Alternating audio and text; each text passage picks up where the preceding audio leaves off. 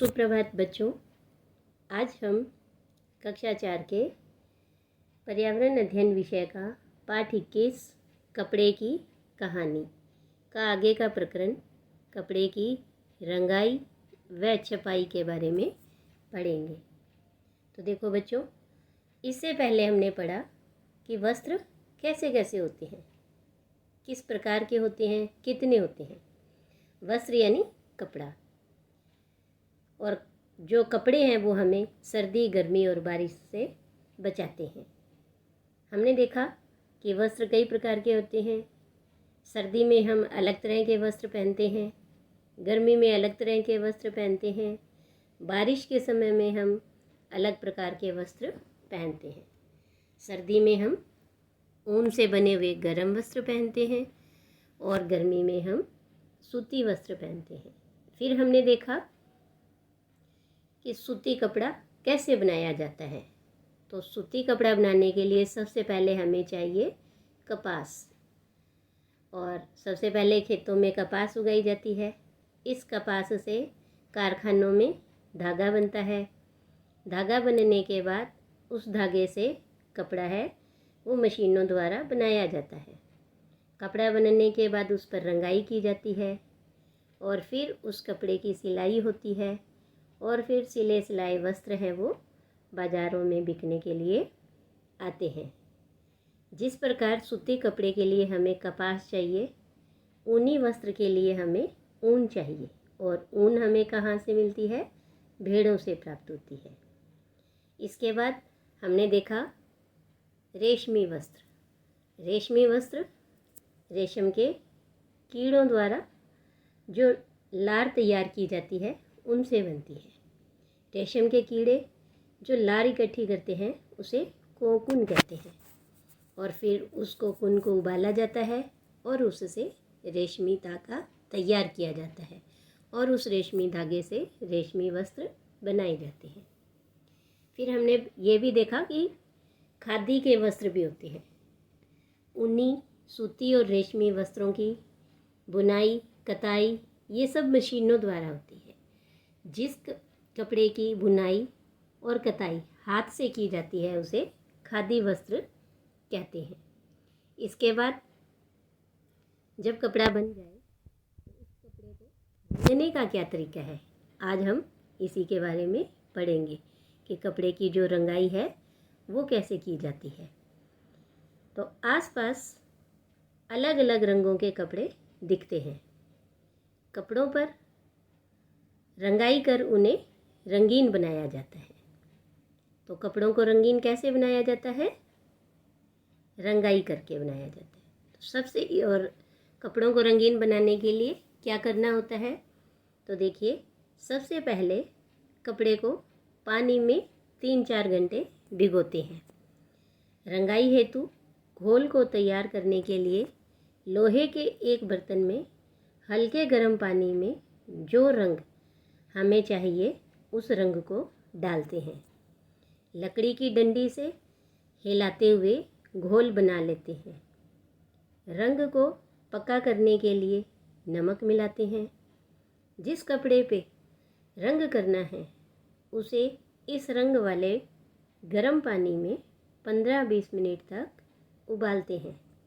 बीच बीच में हिलाते हैं ताकि कपड़े में धब्बे ना पड़ जाए।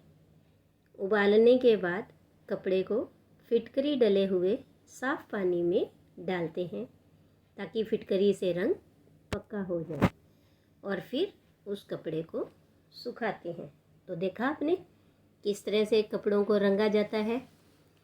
अब देखिए नीचे, पता कीजिए और लिखिए। यहाँ एक प्रश्न है कि रंगरेज की दुकान पर जाकर देखिए कि रंगरेज रंगाई में यह सारे काम किस तरह करते हैं। सबसे पहले तो ये देखिए, जो कपड़ों को रंगने का काम करते हैं, आपने देखा होगा कि बाज़ारों में, सड़कों पर, छोटी छोटी दुकानों पर चुन्नियाँ या कई प्रकार के कपड़े हैं वो रंगे जाते हैं। तो जो व्यक्ति इन कपड़ों को रंगता है उसे रंगरेज कहते हैं। अब ये है कि रंगाई में यह सारे काम किस तरह से करते हैं। तो कपड़े को रंगने के लिए क्या करते हैं? सबसे पहले कपड़े को पानी में 3-4 घंटे तक भिगो देते हैं। उसके बाद लोहे के एक बर्तन में जो रंग हमें चाहिए उसमें पानी डालते हैं और उसमें वो रंग डाल देते हैं और लकड़ी की डंडी से उसे घोल को हिलाते हुए बनाते हैं।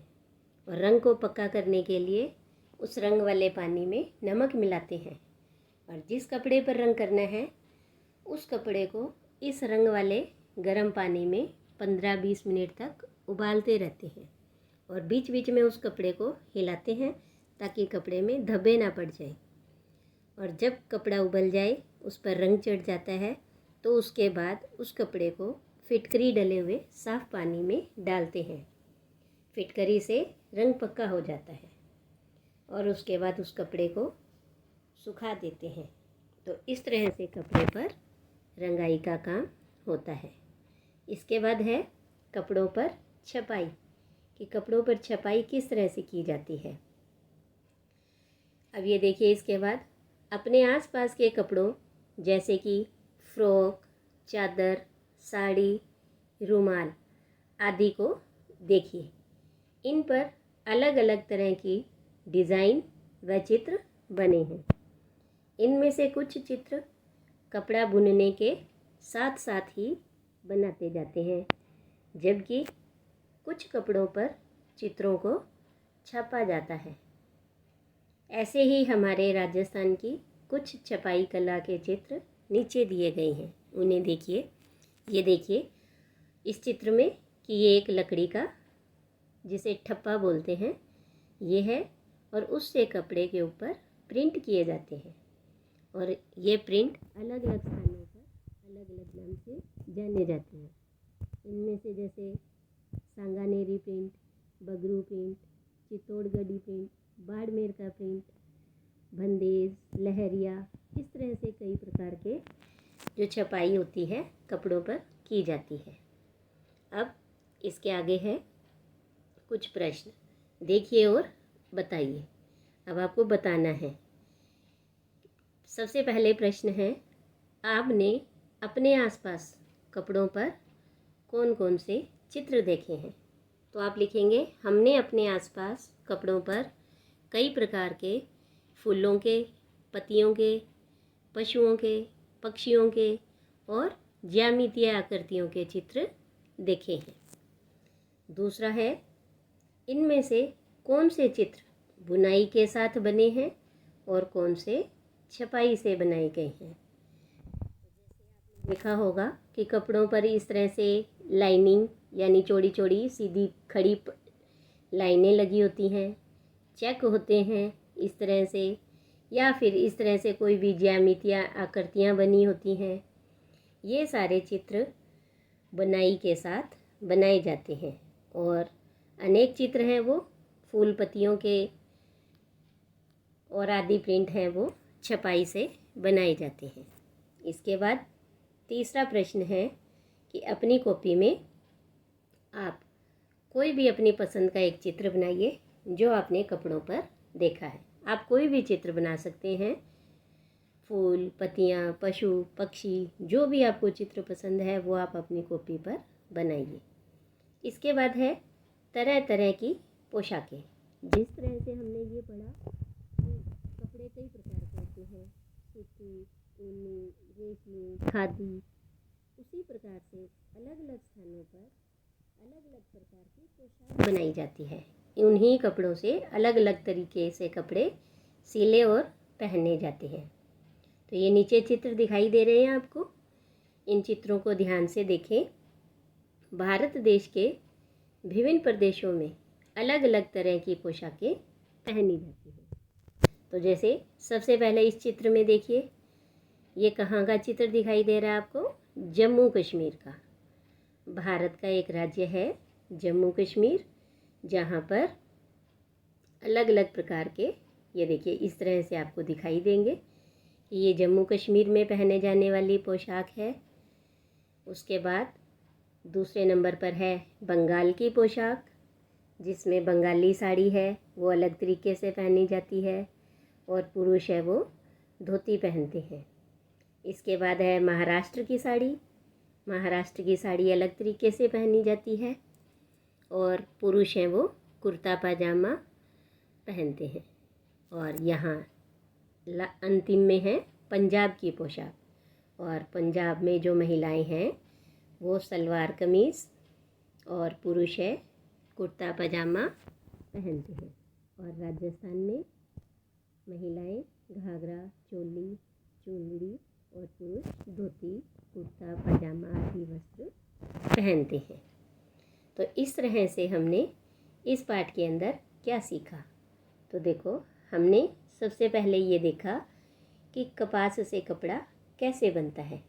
तो उसके लिए सबसे पहले कपास उगाई जाती है, फिर कपास को बीना जाता है, फिर उससे सूत काता जाता है यानी धागा बनाया जाता है, फिर उस सूत से कपड़े की बुनाई होती है, फिर कपड़े की रंगाई होती है, कपड़े पर छपाई की जाती है और अंत में उसे सिला जाता है। तो इस तरह से सूती कपड़ा बनाया जाता है। और जो भी कपड़े हाथ से काते और बुने जाते हैं उन्हें खादी कहते हैं। और ऊन हमें कहाँ से प्राप्त होती है? ऊन भेड़ से प्राप्त होती है।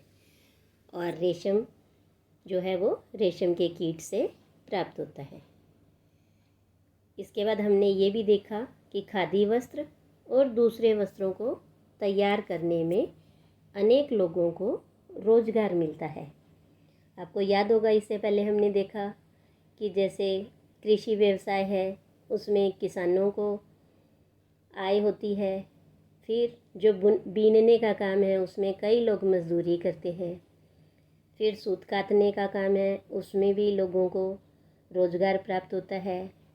इसके बाद है कपड़ा बनाने का, रंगाई छपाई का, कपड़ा सिलने का और कपड़े पर प्रिंट करने का।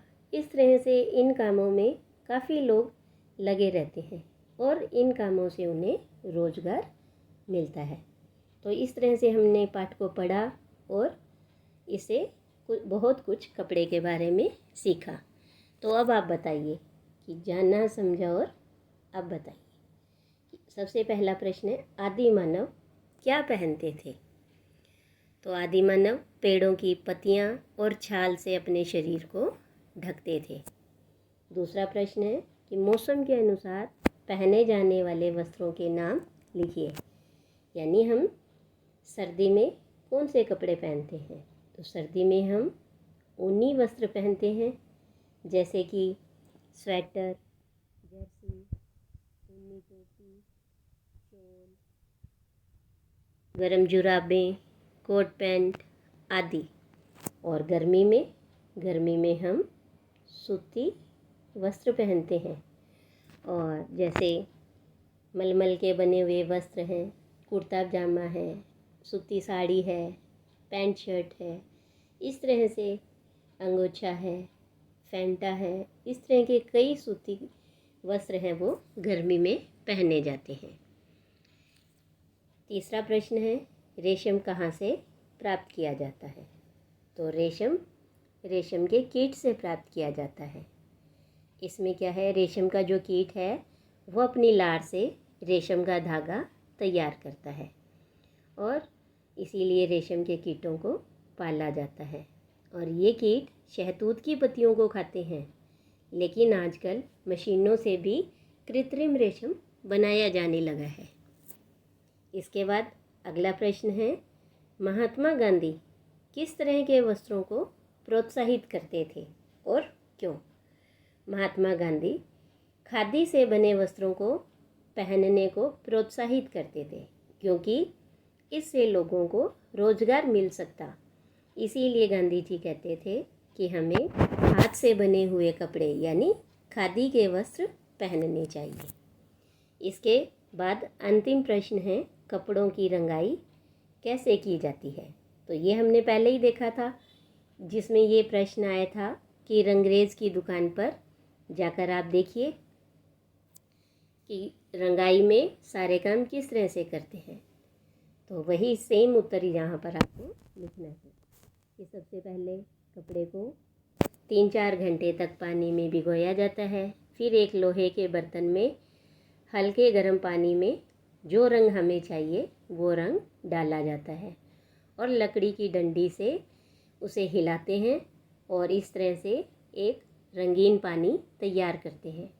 फिर रंग को पक्का करने के लिए उसमें नमक मिलाते हैं और फिर जिस कपड़े को रंगना है उसे इस रंग वाले घोल में 15 से 20 मिनट तक उबाला जाता है और बीच बीच में इसे हिलाते रहते हैं ताकि कपड़ों में धब्बे ना पड़ जाएं।